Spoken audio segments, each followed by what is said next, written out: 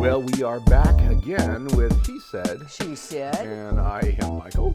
And I'm Katie Byrne. Okay, Katie Byrne. Katie Byrne is a marriage and family counselor out here in Sonoma, California. Again, I've said it. If you listen to these podcasts in order, you're just getting tired of me saying it. It's a beautiful place out here. And you've got a beautiful yard. And thank you for inviting me to your home. You're welcome. Yep, thank you. Well, let's get rolling because we have run out of time so many times in these podcasts because we start talking about things and then we just run out of time. We're having a quickie. Yeah, thank you, and that's a good segue because we had said in our last podcast that we're going to talk about sex. So I'm ready. Yeah, okay, let's do that. One of the things that we wanted to talk about, of course, was part of the reason for communication and relationships, and part of the component of a good relationship and good communication is the sexual component. Absolutely. But it gets misunderstood and misplayed so often. It does. I mean, it's many layered. One of the ways that sex can be used is as power. So sometimes people need more sex because it makes them feel better about themselves, rather than wanting it to be an act of mutual love and concern. Other people use sex as power by withdrawing from their partner, right, to show them they're angry, right, which doesn't work very well.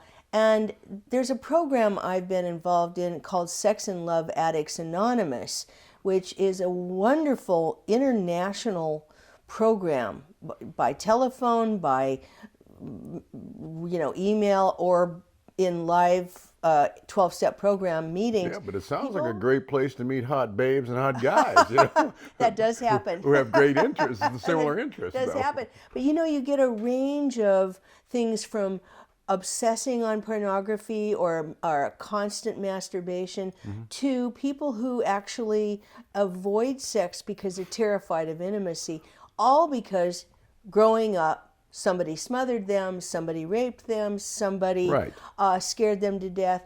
And so sex is not all as simple as what it appears. Yeah, and let's do this because the hardest part about communication is defining kind of terms so we're all clear on what we're talking about so that we can say, oh yeah, that relates to what we're talking about.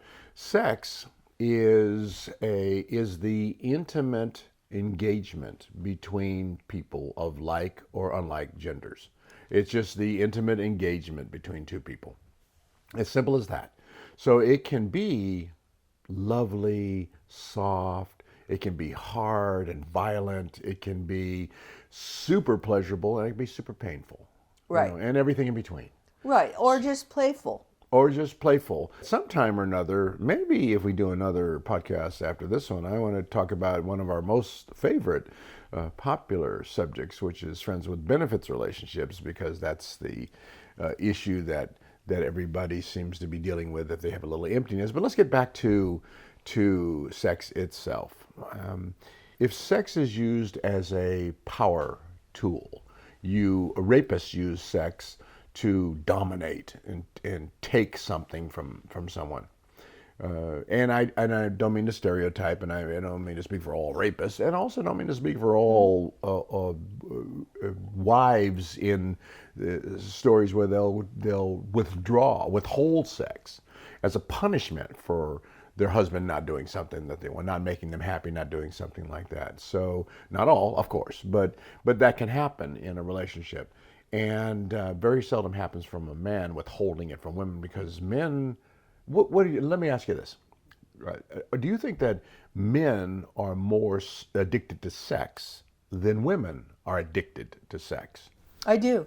I mean, my personal experience of men, and I have 70 years, is that they grew up feeling that sex was a permissible way to get close to somebody, that they had permission to do that. They didn't have permission to say, you hurt my feelings. Mm-hmm. So they can have men believe that sex is a way to connect. It also is a way to feel power. Mm-hmm. Oh boy, now I'm somebody, Mm-hmm. And I think women also have that. But more often you'll find, especially in Sex and Love Addicts Anonymous, women tend to have longing for attention and regard and being cherished. And men tend to, I mean, for instance, if I go on a date and I'm 70, the men in my age group are bringing up sex right away. Wow. And wow. I'm like, really? A Wow. first date? Yeah. I mean, at 70? Well, that's a trip. I wouldn't have expected that. I'm really I surprised. would, by the way, I'm almost 70, and I would bring it up right away. You would? Yeah, no, I'm just Seriously? kidding. I'm just kidding. I'm thinking about it all the Well, time. you might need Viagra, but anyway, I'm thinking about it all you're the gonna time. bring it You up. don't know that. Don't be making that assumption. I mean, the last guy was like, "Well, can we kiss?" And I said, "Well, it's been an hour. Into the Can date. we, yeah." Oh, that's amazing. I'm surprised at that. So I do think that that's a rule. I think it's a generalization.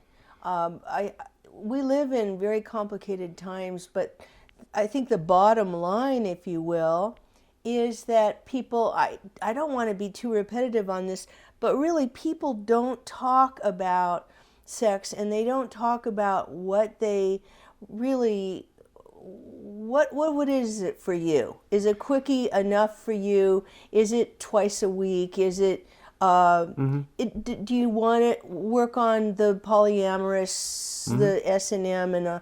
I mean, I personally am biased. I think that when people do not enjoy or have a satisfying sex life, it is because they're wounded somewhere early on, and they're terrified. And intimacy means into me you see. You know, it's That's cute. I never heard yeah. that. Oh, Yeah, it's a new cute. one for you. Yeah, it's okay. I don't know everything. Oh, I like novelty. That's so. good. Well, the other thing too is it's called Sex and Love. Addicts Anonymous. So sex and love. Now yes. those are two different things. Well, so SLA is Sex and Love Addicts Anonymous.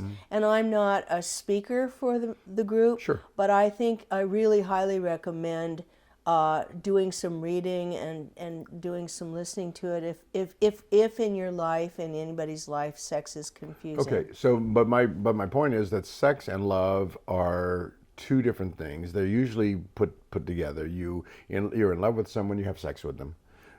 You have sex with them, you fall in love with them. Things like that, but they're not mutually inclusive. They can be completely and totally unrelated. So let's talk about some of the relationships and unrelationships with sex and love. Let's talk about pornography. Pornography is probably not love. All right. So if you watch a porn movie, those people aren't in love with each other, right? I mean, I think that's a pretty clear assumption. It's just sex.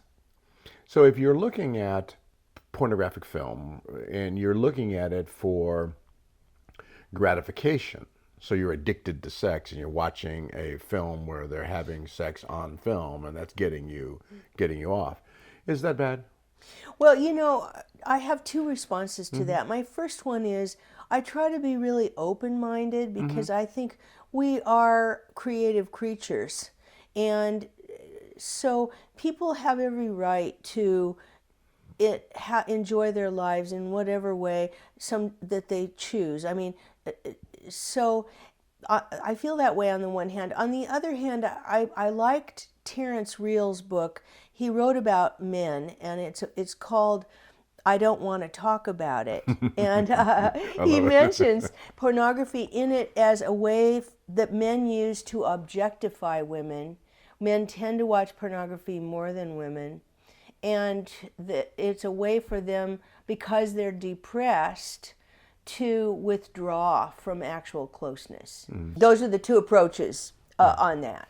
Okay, and I get that. And here's the thing: I want to get it out of the clinical academic world where we're talking about the concept and philosophy of it, and get it down into practical reality. If men and women are very, very different, which we are, and men see sex and why they engage in sex is different than why women engage in sex. I think that's true. They engage in sex for different reasons. And I'm not trying to stereotype or generalize too much, but I think that generally women engage in sex because of the relationship to love and romance. And I don't know necessarily that men engage in sex for that same reason. They, I believe, generally engage in sex for gratification. It's a very different agenda for the two of them. So how do the two of them ever, if that's true, if we accept that premise, how did the two of them ever come to a mutual, a high level of mutual satisfaction in the engagement? Does she think she's getting what she wants out of it? He loves me. Is he getting what he wants out of it? Girl's rocking me, or something like that. Right. Well, what comes up for me as you're talking is I think that as we grew up, those generalizations were very true, and I think they still are to some extent. Women, as young girls, typically did not get enough attention from their fathers, so there's a longing to be precious and to be cared for. Men typically grew up pressure right away to compete in sports, want to, have a hard on, want to be one of the guys, Stud. all that, a stud, Yeah, right. stud.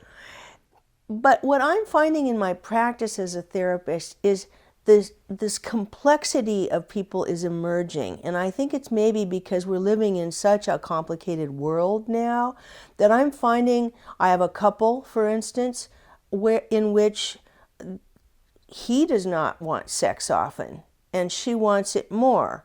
I have another couple that, in which he wants to watch pornography and doesn't see that it's a problem in the relationship. And for her, it makes her feel that he's...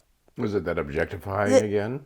Well, it makes her feel unsafe because she grew up with mixed things happening in the household. Yeah.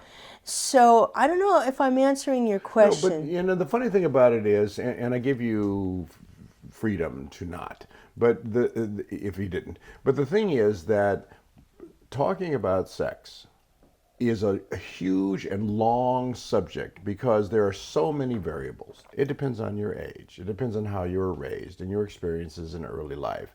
It depends on your stature now. It depends on your physicality. We talked about people who were at one time very, very heavy, and they didn't get any dates, or the dates that they got, they were used by the dates that they got because they're just a tool at the time. But then they lose a lot of weight and they get very, very, let's say, they get attractive in their minds, where now they're beautiful and they're slim and things like that, and they are completely different people. They have a completely different environment now, so they have a whole retraining thing they have to go through. If we're going to talk about sex, I think it'd be good to take it out in little chunks, so that we can really have a good conversation about a specific part of it. Let's say we talk about, just for a minute, we talk about a woman who was clearly damaged in her early life for one reason or the other. The father didn't pay much attention to her, didn't pay proper attention to her, and that's a real sad affair. Excuse the pun. But it's then if you have a young lady who goes out and she's a wallflower or so, and she gets used as a tool by some kid who's trying to get his first, and that's not all that fulfilling. Right. And so you have all those early experiences. You go out on a date, you're having fun with your friends, you get a little drunk, you end up waking up in some guy's bed, and there's 3 other guys in the other room who were also in that bed earlier. You didn't know it. That kind of thing. How does a person like that turn things back around and stabilize and have a, not normal, but a successful and pleasant life after all that negativity? How do you turn that around? I think it's a really good question, and I'm just going to digress 1 second to say something so that I don't forget. When you talked about larger women and smaller women and feeling sexy, I just want to say I know some very large women who are overweight by our standards, who have tremendous sex lives. Oh, sure. So, but I think it's important because women, I think, feel like we have to make ourselves small, literally, to be accepted in this world. And whether it's physically small or small in a conversation, it's not satisfying for women. We want to have our power. We want to be our full selves.